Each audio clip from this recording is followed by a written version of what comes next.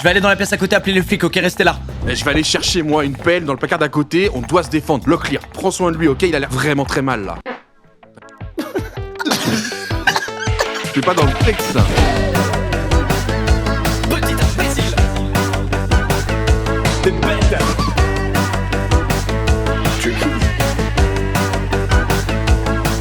Vous avez jamais lu des fanfictions?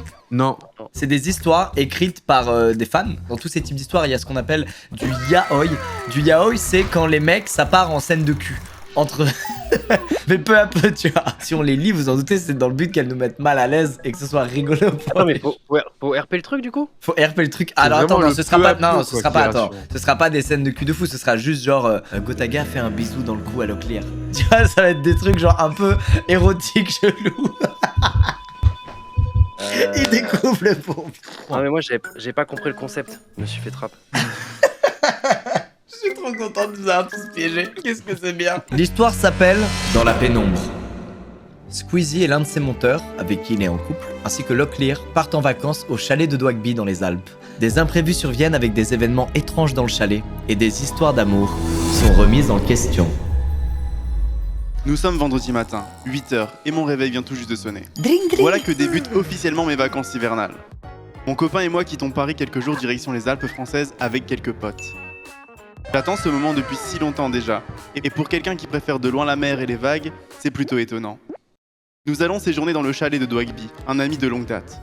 Pour le moment, nous n'avons pas prévu d'activité. Je crois que nous voulons tous nous ressourcer dans la nature et nous détendre de notre horaire de travail chargé. C'est vrai que le boulot est demandant ces temps-ci.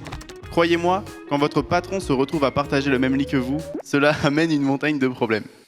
Je travaille pour lui depuis quelques années maintenant, et tout ce boulot commence à m'embêter. Mais ce n'est pas important pour l'instant. Je dois me concentrer et me relaxer. C'est le moment de décrocher. Je me lève de mon lit et je file vers la douche avant que Lucas y soit. Ainsi, j'aurai enfin l'eau chaude.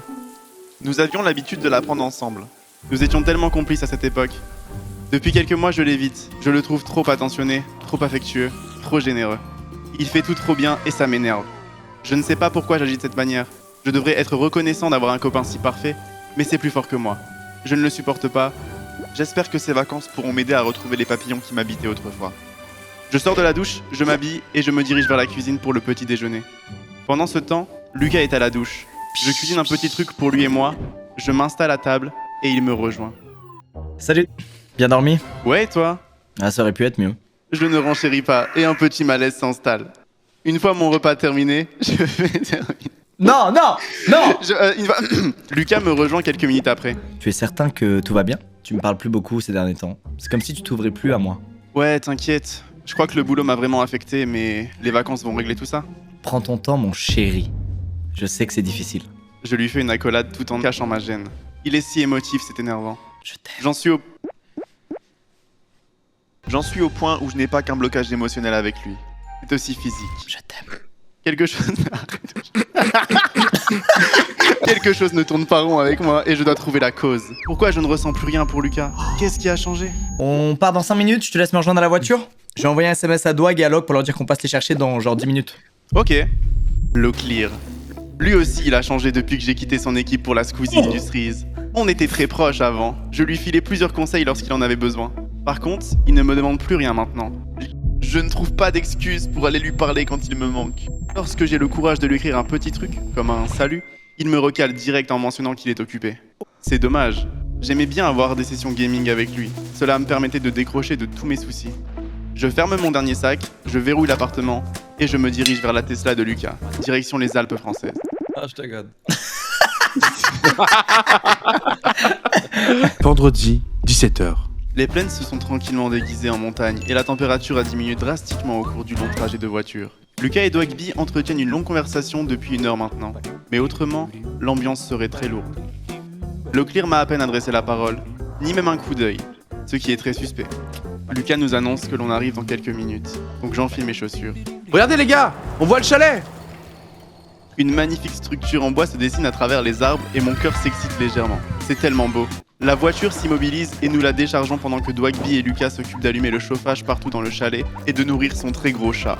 Je me rapproche de Locklear. Il commence à faire sombre, on se dépêche? Ouais. Ça va? Qu'est-ce que tu fais, toi? Mais t'as craqué?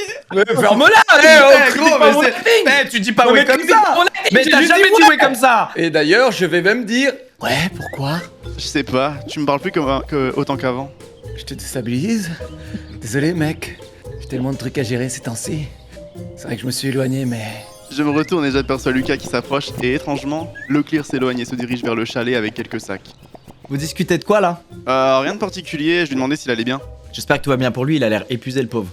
Tu prends les derniers sacs avec moi et on rentre? Je réponds par un hochement de tête et on termine de vider la Tesla. À l'intérieur, il commence déjà à faire plus chaud.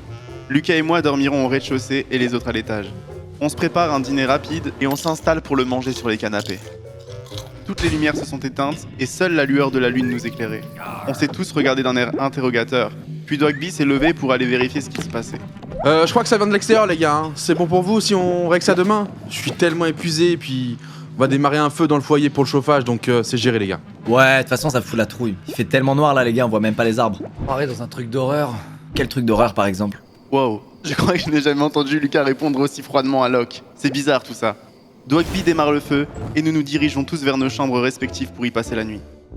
Samedi, 1h du matin. Tac, tac, tac.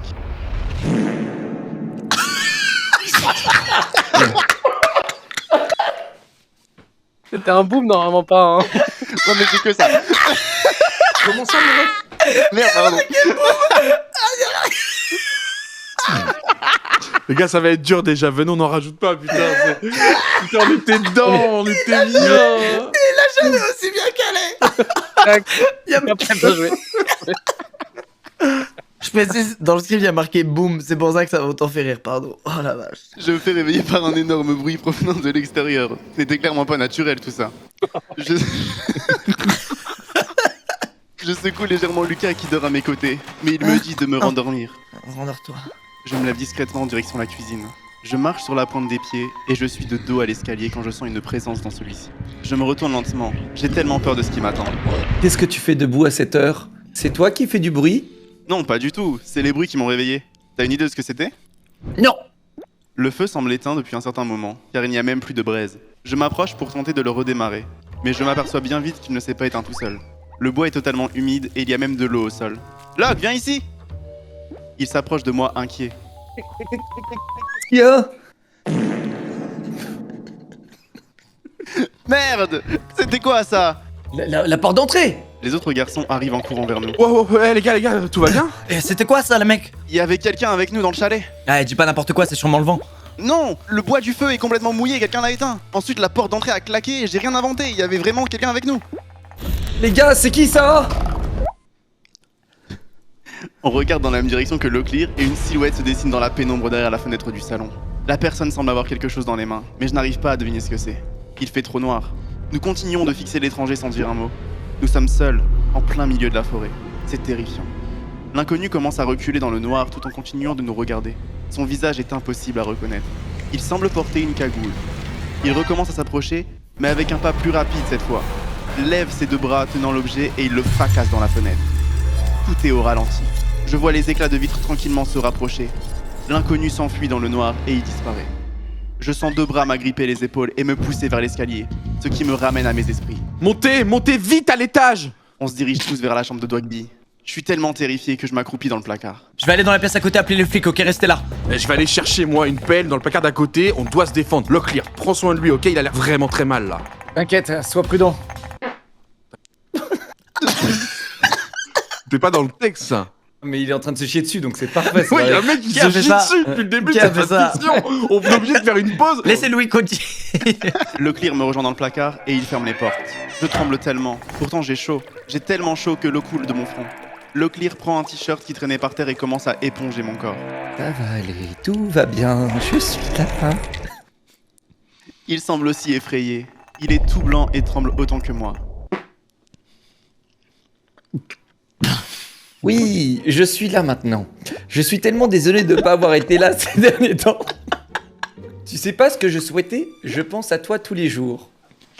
Quoi? Pourquoi il ne m'a pas parlé de ça plus tôt? Ta présence m'avait tellement manqué. C'est Squeezie. C'est lui qui m'a éloigné. Il y a marqué c'est Lucas dans le texte. C'est pour ça que c'est drôle. Tu mens. Pourquoi il aurait fait ça? Il voulait que je sois malheureux d'avoir perdu un ami? Non, c'est parce que tu n'es pas mon ami. Tu es beaucoup plus que ça. Non, c'est impossible. Je t'aime depuis si longtemps. Je n'osais pas te dire. J'en ai parlé à Squeezie. Il était tellement vénère qu'il en a empêché de t'approcher. Je suis étonné qu'il ait accepté de venir, sachant que j'allais être là ce week-end. Mais... De toute façon, ce n'est pas important. On va peut-être mourir ce soir, je ne peux pas quitter ce monde sans t'avouer mes sentiments. Je m'approche tranquillement de lui et je pose mes lèvres contre les siennes. Nous nous embrassons avec tant de passion. C'était à ce moment que la porte du placard s'ouvre. C'est une blague là? Sérieux? On se fait attaquer et tout ce que tu fais c'est embrasser mon pote? Mon mec? Locke, qu'est-ce que tu branles? Merde, qu'est-ce que j'ai fait? Squeezie part en courant vers la porte qui mène aux escaliers. Je sors à toute vitesse du placard pour le rattraper. Lucas, reviens! Le mec est toujours là, on n'est pas en sécurité! Lucas se tient devant les escaliers, immobile. Je regarde dans sa direction et... Eh les gars, c'est impossible. Pourquoi il fait ça? Pourquoi il fait ça? Venez m'aider, vite! Dwagby tient une pelle dans sa main et il est penché vers un corps inerte. Un corps plutôt familier, mais je ne le reconnais pas directement. Merde, va l'aider s'il te plaît. J'ai pas la force de le faire ça. C'est un de mes meilleurs potes. Je contourne Lucas et descends l'escalier pour m'approcher de Dwagby et la victime. Il a essayé de m'attaquer, je te jure. Je voulais pas lui faire ça, mais c'est lui, il a tenté de me frapper. Gotaga est écrasé au sol, immobile. Il est inconscient mais respire tout de même. Sa cagoule est par terre à ses côtés. Des gyrophares bleus se mettent à éclairer le salon et des cris se font entendre à l'extérieur. Gotaga reprend lentement ses esprits.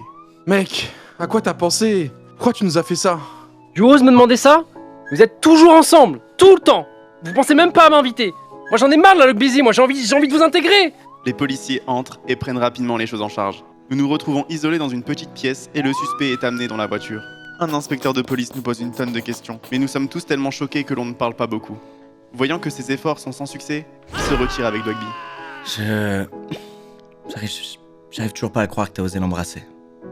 Squeezie, Tu l'as forcé à t'embrasser. Parce que tu sais que t'avais aucune chance. T'as saisi l'opportunité. Avec la gravité de la situation, c'est horrible. je n'ai rien forcé. Menteur. Vous avez fini de vous engueuler dessus, merde! L'Oclair ne m'a forcé à rien! C'est moi qui l'ai embrassé!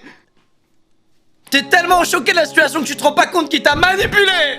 J'en ai marre de ton attitude de merde! C'est fini! Comment? Je démissionne aussi! Je Ah lève bon mon salaire au modérateur! C'est-à-dire, ils ont pas de salaire. C'est bizarre que tu leur en donnes un. Viens Leclerc, on part ensemble! Il quitte la pièce main dans la main et hurle plusieurs enfants. Tout de suite, messire. Bravo, je suis un psychopathe. Ok. Belle histoire. En tout cas, non, bien dans le personnage quoi. Comme si t'avais déjà vécu la scène, je sais pas. C'est vrai. C'est peut-être moi qui ai écrit Classique. cette fanfiction. Classique victime.